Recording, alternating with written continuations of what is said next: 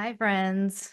This is an episode I'm calling Boundaries with Family, and it's for basically staying above it all. And this is for people who are in trying to be in a positive, close, connected relationship with family, and you have maybe done a lot of work on yourself. And when you enter into a situation with family, like when you're going back home for the holidays, for example, it can be challenging because I feel like family will want to resume old rhythms with us or open up old conversations with us, or they want to engage us on very sensitive levels. And so it can feel like you're fighting a current. And I think, healing is something we have to do for ourselves, and we have to have an openness to explore all of the things that go with that process. And sometimes it can freak family out. It can make them feel threatened. It can make them feel like they did something wrong and they want to talk about it with you. It can be a lot. So, this is about that. Um, when we heal, really heal, that's when we really want to have like a new healthy connection with our family members. And often when we go through the process of therapy, a loved one, like a parent or an older sibling, might take our healing or the process of therapy very personally. Like they can often feel very threatened by the idea of therapy. I think a lot of people feel like, what are you saying about me? What are all the things you're talking about? And then their minds kind of color things in based on all of their darkest, deepest fears. And that person will want to validate those fears, like as a way to get comfortable with this paranoia. And so, if you are going to enter into a family situation where you know you have triggers and you have been working on yourself, this is to listen to so you can kind of stay above those types of loops because they can engage us in a way that like reverts us to a different stage of our growth. And I think that can be really confusing. And and this is a time of year I think when already a lot of stuff comes up. It's because it's the holidays, it's very much a milestone. It's the end of the year, there's seasonal change, all of these markers that really help focus all of our comparisons, all of our memories. It brings up anything that feels resonant with this time of year, so it can feel like a lot already. And in addition to that, when we visit old settings, there's a lot of looking backward, there's a lot of taking stock, there's a lot of looking forward. And we are also stuck in old rhythms, old dynamics, old environments. And that is a lot of what makes other people want to resume old roles with us. And it's kind of like a muscle memory or a current. A lot of it is unconscious. And so if you've been healthier outside of your family unit and you've been working on yourself, it can feel like all of these forces are trying to pull you back into a stew of old feelings. And even if everybody's being nice and everything's going great, it can still feel, triggering and uprooting. And even if people have really, really good intentions. So, what I'm going to try and do in this episode is give you perspective on any of those family dynamics and maybe some of those misplaced intentions in others before you enter into these situations. So you can basically be prepared for them, rehearse how you choose to be, and create boundaries around your newfound health or whatever, wherever you are currently. And so you can just really enforce those boundaries. When we have really firm boundaries, you can stay in that state of love and neutrality. It's like you're not even going off the trail, If somebody tries to push you there, it's like, nope. It's not even confrontational, It's not even something they will necessarily be aware of. It's just for us to be able to do no harm to ourselves and others.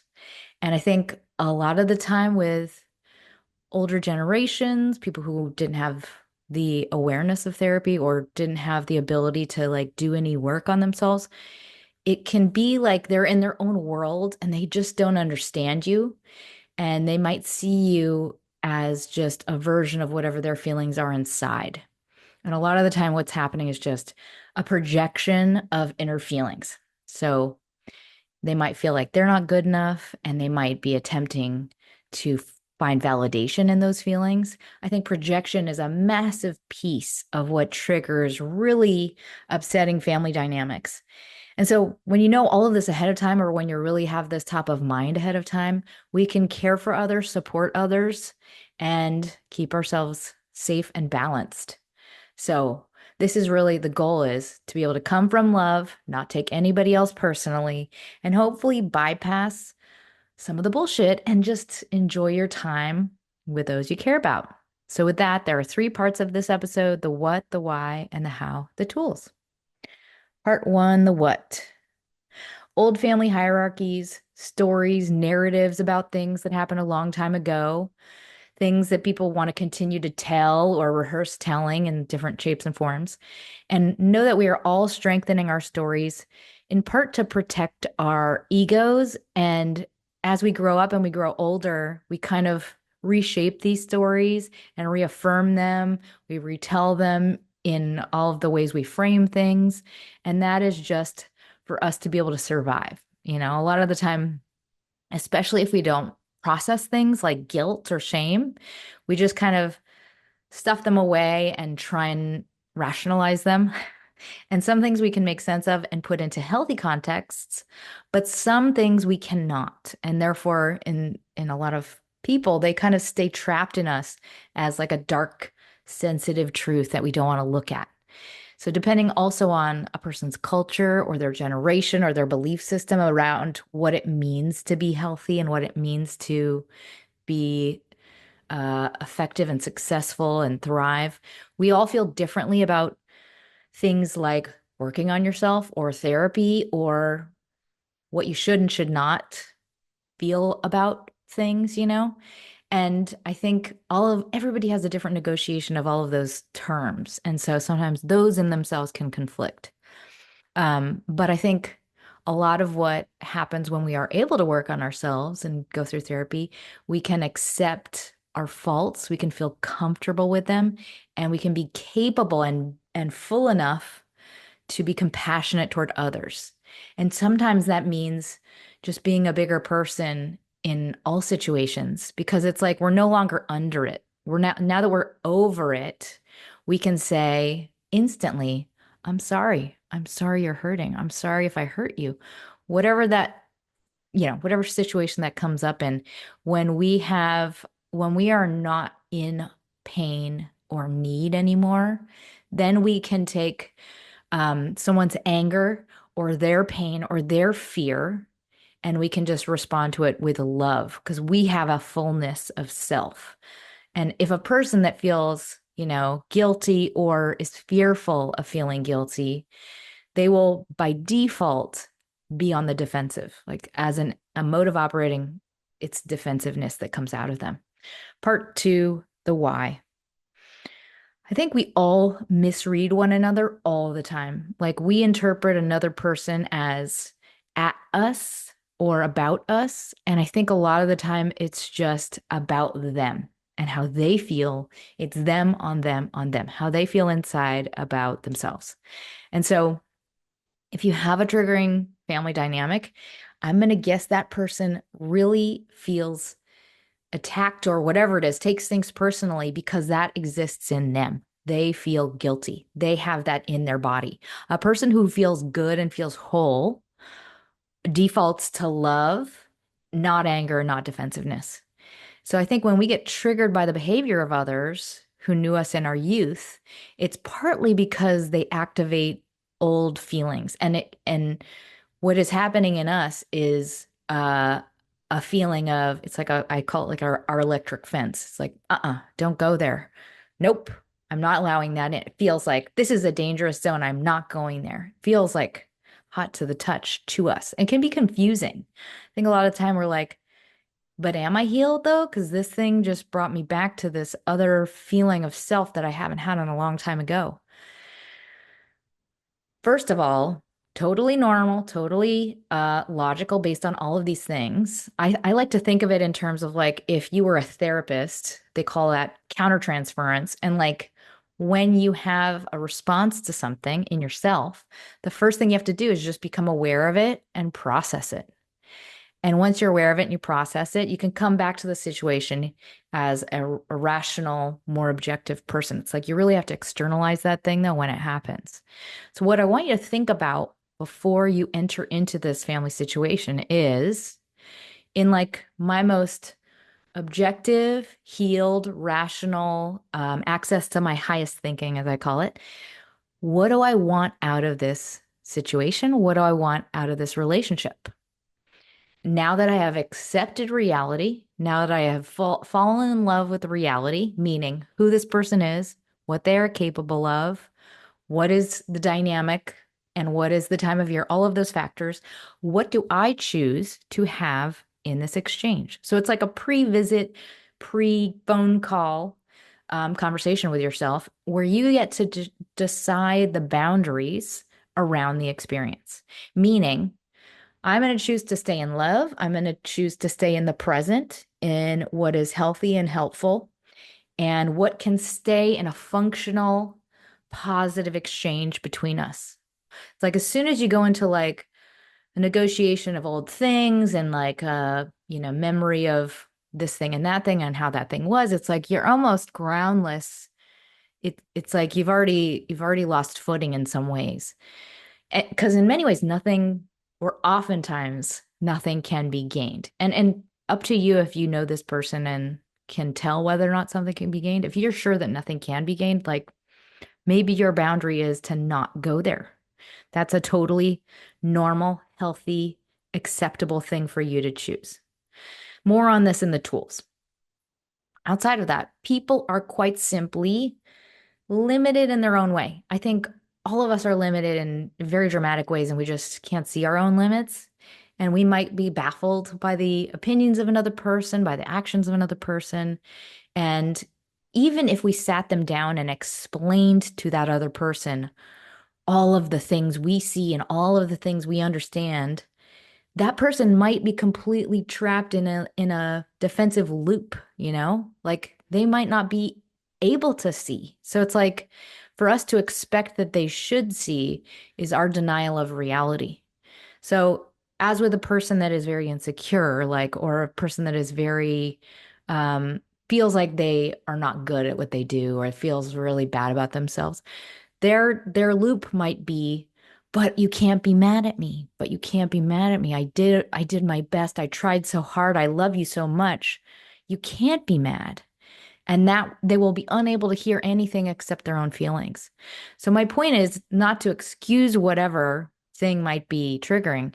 It's just to encourage you to accept that truth and know that it's not a choice. It's not personal. Like oftentimes I think it comes down to maturity and awareness of one's own fragility. I think a lot of people are just not super capable. And and if they are, they're just not aware of their own strength. And outside of all of that, don't take it personally. Let's say this person is just a piece of shit and they're terrible and they are mean and they are like willfully not accepting things. If that is true of them, accept that as reality and just see them for who they are. It's not about you. That is their sickness. That is their illness that they live within. And if you are unable to do that, if you're unable to just accept that reality, if you're still in the negotiation of reality, but you can't be, that is a sign that we are not fully processed enough yet to be, I would say, safely around this person. There's too much openness in that wound, meaning if the healing isn't baked enough yet, you might find you cannot help but enter into an interaction regardless. And so I would say if you're still going to enter in the situation, despite that being true, just means you need to do more prep beforehand, more rehearsals beforehand. Really make sure you have some safety measures in place for if you get overwhelmed. I remember when I was in the middle of therapy, I was like, just, what do they call it? Hot tooth. I have all these dentist metaphors lately because I went to the dentist like a week ago. It's like this, the nerve is so intense. Like I was just a step away from tears and yelling all the time around my family. It was so difficult to be around them when I was in the midst of therapy. So it's like that's a time when I'm like, maybe make up an excuse, a rare, sickness to protect yourself so that you don't have to be in those situations. Oftentimes there's not a lot of positive that can come out of it. It's like the suffering outweighs the benefits. Up to you though, up to you to decide all of these things ahead of time. The goal being, I'm loving, I want to be positive. I want to have a good experience with my family. What do I choose? What is the highest good that can come out of this situation? And um, it's really just know that it's really easy to get sucked into an old loop, and it's not a sign necessarily that you are not healed. It's just like a lot of these things, there's all these like little unconscious buttons they get pressed, and we have to really stay intact and outside of them. If you're unsure, I just want you to ask yourself right now, can I see this person for who they are? And from there, decide, do I choose to have an experience with this person or is it too injurious? And you get to decide things from that global high up perspective. Know that it is a loving decision to make. So I just want to reiterate, you are loving, you want to be loving, you want to be connected, you want to be safe, you want to be not triggered, and you want to do no harm. So, with that in mind, these are some tools to hopefully get you there. If you truly want to have a loving connection to a person, we just need to have a plan and we need to set appropriate boundaries around that plan. And that is how we can stay sober from the old loop and the old triggers. Just we have to stay above it and we have to stay completely in grips of reality today, right now, what is true. So with that, here's part 3, the how, the tools. But first, a brief word from our sponsors. All right, the first tool, validate, then come back home to self. So if you get triggered by another person, I think one thing that we first think is like, who am I though? Where am I? What year am I? Am I really healed? And know that what is occurring is that electric fence. It's like it's not that we haven't done our work on ourselves. It's that there has been a boundary that has been crossed, and that is our healthy immune system saying, nope, back up, back up. It's like an activation. And that's partly because it doesn't feel aligned, it doesn't feel safe.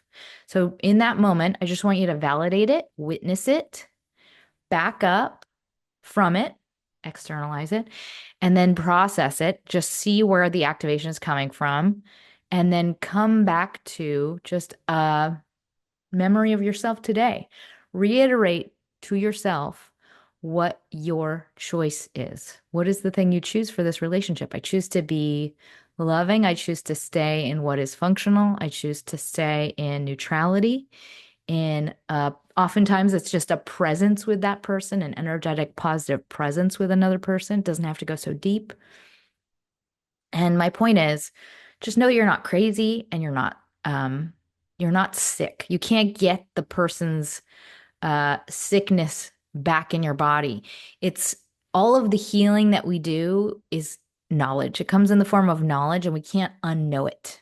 We can't just forget it. We can get triggered, but it's not like any of that growth disappears for whatever that's worth. All right, next tool is called squint descriptions. I think when it comes to family and old relationships, it feels very muddy and very confusing to us how we feel about what they do. And like we can get really lost in the content. And by that, I mean the negotiation of semantics and the argument of the terms. And this person said this. And like when they said that, they were trying to make you do this. When I got upset because all the content, all of these little like back and forth things. So in those moments, I just want you to step back and squint at it. See the situation from a distance as if you are watching somebody from afar. You can't hear the words they're saying. You can just see the overall colors or streaks of what the exchanges are. Kind of like the most primitive, basic translations. So, for example, you could do this in your journal. What are they feeling slash saying? Like, give it the most basic childlike terms. And often they're really simple, fear-based sentiments, you know? Um, why are you being mad? Why are you being mean? Why aren't you helping? Why aren't you excited? Like something like that is what's coming through. And then I want you to do also the same thing for you and your responses. Um, Oftentimes it's us saying, no, stop. I don't want to go there with you. Leave me alone. Get out of my being. And then from there, we can come above it all. And usually that just means like a reset button, you know? I love you. I'm sorry if you're upset. I love you. So that's a like a very simple, calming, above it reset button. I'm not mad at you. I love you. All right, the next tool I'm calling my highest goal for self. So this is a journal entry. I wanted to invite you to write it to yourself before you go into whatever situation. And this is just a description of what you choose for yourself. What is your highest goal for this relationship, for this situation, for how you choose to conduct yourself? For example, I choose to come from love. I choose to stay above toxicity. I choose to be connected. I choose to stay in a state of love and balance. I don't want to talk about old stuff. And this is just for you to know the ground rules because oftentimes other people will have an agenda and they will attempt to push it and push it and push it and push it. And in those situations, really what we have to do is redirect, distract. Constant redirection and distraction. It's like an invisible, it's like the bumpers in a bowling alley. It's just there. You know they're there. They should not even know they're there. That's the goal. All right, the next tool, frozen fear statue. I don't remember what the meaning of the ice sculpture in Frozen 2 was. I've seen it in the background many times, but this is a this is my reference to that um Frozen 2 as in the Disney movie. There's like a statue of parents and they're frozen in some moment. I don't understand it. Anyway, imagine that you, whoever it is in your family, is kind of internally in this kind of frozen moment of fear. And whatever you are trying, or like whenever we approach family, I think a lot of the times we really want to convince them to see what we see. And we really crave for them to finally come from, a place of truth and realization and see all of the things that we now understand. Just see them as this kind of frozen moment of fear, multiple probably frozen moments of fear. That is just where they are. See it, accept it, don't argue with reality, and know that that's just where they are paused. And when we can accept that and just see that as not good or bad, but just reality, that from here we can build. From there, we can actually build a relationship and choose the kind of relationship we want to have with them. If we resist that truth, that is what causes us the most pain because it's like we still haven't accepted that they're frozen. It's like some part of us is like, but you can't be there. But it's like we're still in the morning, we're still arguing with what is. And I think when we can accept where they are, accept their limits, accept where they are paused, we can actually relate to them in a whole new, healthier way. And that's when we show them truly that we have moved on and that we are okay. When we are no longer arguing for them to see things that we see, and we are actually simply healed and we have become whole. Miraculously, that is when most often a person is given the space to reflect and see the wake of change. Like in that wake of change of where you are and where they can no longer see the rhythm as the same. They can no longer see you two as existing in the same story. So the difference becomes crystal clear. That is when I've noticed most people that we think can never change, will never change. That's when they start to like just accept the truth and the reality. That I think that's like oftentimes when there's the most potential for that other person to be like, oh, I did some things wrong, or oh, I didn't really understand this. It's like then they can see themselves because you have advanced, you have grown. And in that change, they're like, they become aware of new things for whatever that's worth. I feel like for a long time, a lot of us stay in that stage of like, when are you going to say all the things? I want you to say all I want you to see all of the things I see. And we wait there.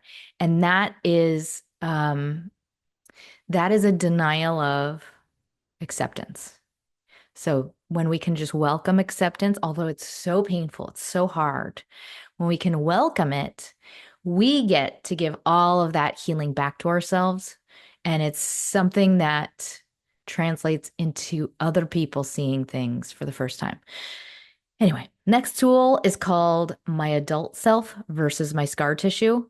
I just want to invite you to picture yourself as a healed, balanced, um, whole entity. And just picture that before you go into any situation. And remember, I gave all of this health to myself. I grew all of this for myself. I operate as this self in my life. The life I have built for myself, I have created through knowledge, growth, healing. And know that when you get triggered, most important is just like, oh, some little piece of scar tissue got activated. And all we have to do is just come back into a memory. Maybe you go in the restroom, you give yourself some private time, just go back into that memory of this is who I am now. This person hasn't gone away. This is who I am now. All right. Next tool. Okay.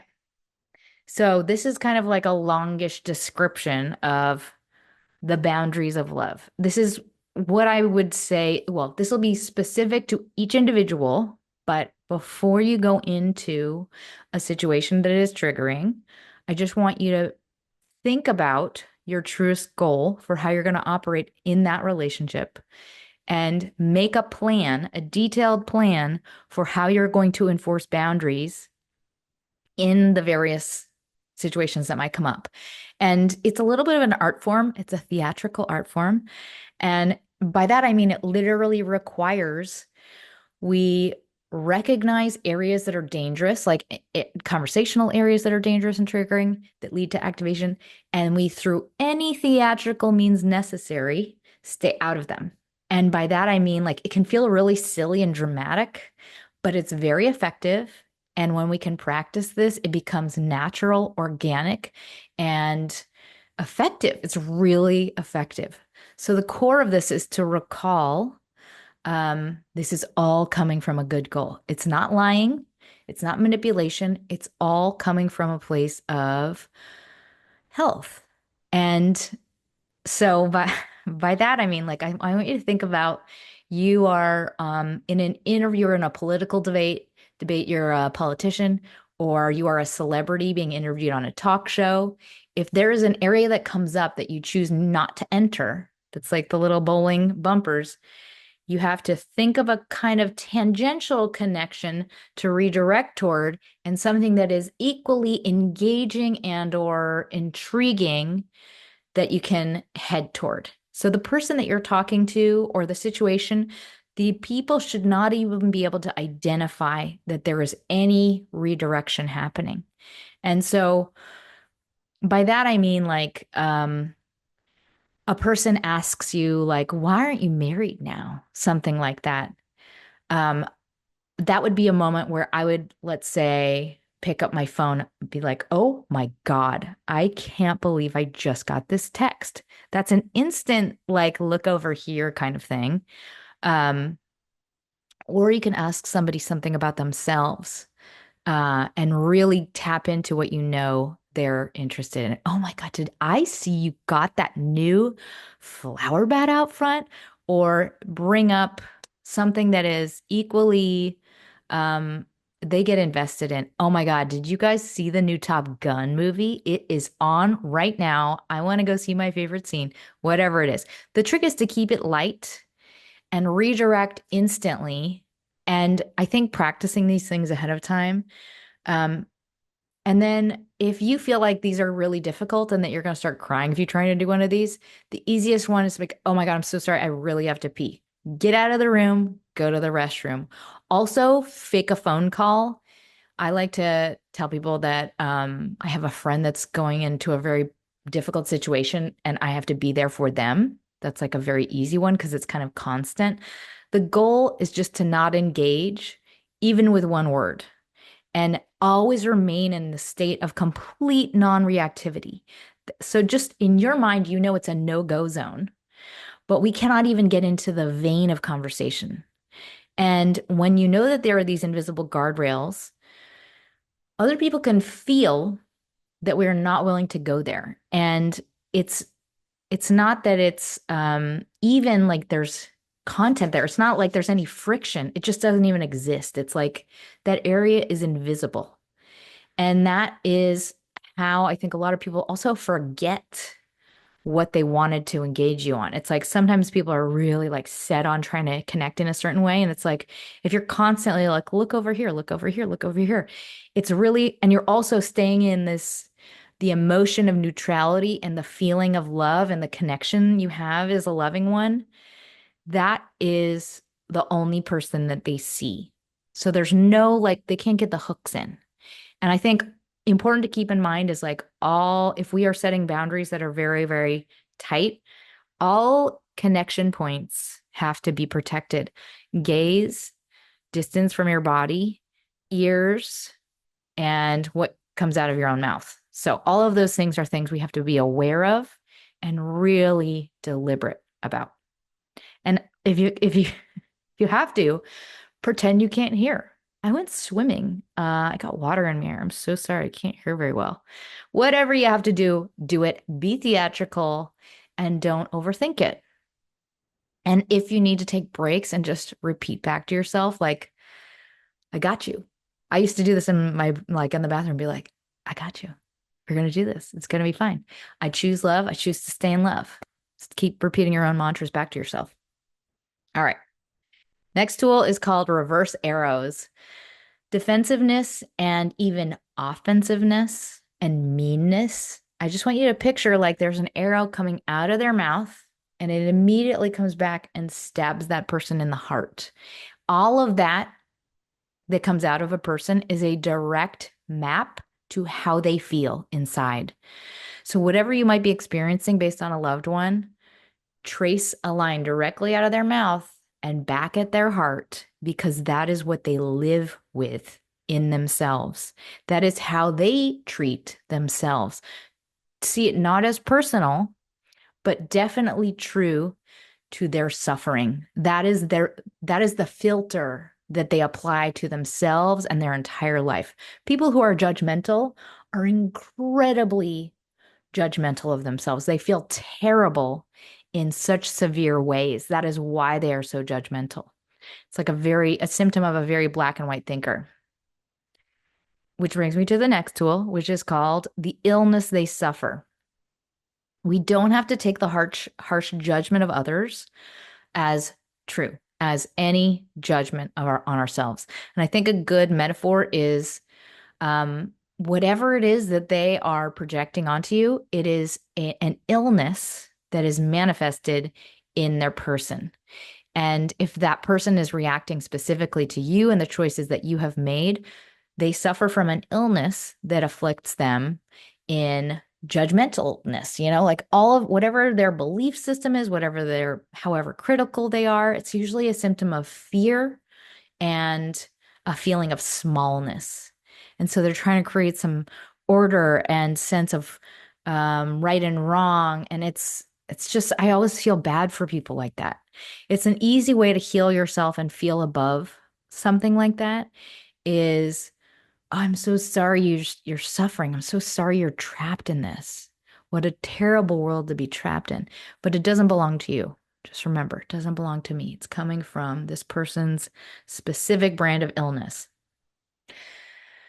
So those are my tools. I hope these are helpful. And in closing, never forget that as a healed adult, you are playing the long game, which means just holding inside yourself an awareness of a person's ability, but also their limits, and just Think high above. Like, what do I want to get out of this entire lifetime? What am I trying to achieve? What am I expecting to have happen in reality? And I think a lot of us just want closeness, whatever form that needs to take, closeness, connection, love, something that feels like an energetic presence with somebody. And from there, we can decide now that I've fallen in love with reality, now that I see everything for what is true, how can that happen based on all of these terms? How can that happen? And if we remain in that range of like how this can happen, now we are playing the long game. We have understood what it means to be healthy and safe. And I'm going to explain some things. I'm not at all trying to excuse anything or make you tolerate anything that's bad at all. I just wanted to say, for whatever it's worth, with loved ones, where people get the most sensitive and obsessed with things about us, especially if we're talking to a therapist or doing work on ourselves, it is often the things that haunt us the most that we care the most deeply about, including a feeling that we failed someone or that we fucked up. And so if a person is protecting a source of guilt, it's likely in part due to the fact that somehow, somewhere, they're deeply ashamed about it. And some part of them knows or fears they cannot survive looking at that, opening it. And so it's like this pause button that is very childlike and primitive. It's their burden to carry, which know is its own form of torture. It's like living with part of yourself dead, you know?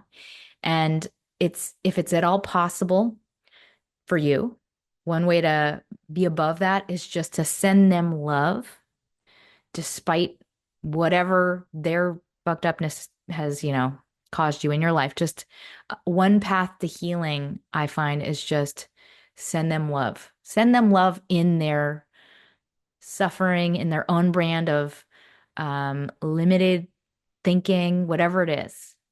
And what I've just realized as an adult more and more is like everybody is limited. Everyone is moving through their own brand of shit as they move through adulthood. And a lot of people are afraid. A lot of people feel like they can't look inside. They feel like they'll fall apart. We're all human, we're all flawed, we're all going through our own shit, and we all have limits. And I just say that to say stay open and compassionate and protect yourself, stay safe. I'm not saying make excuses.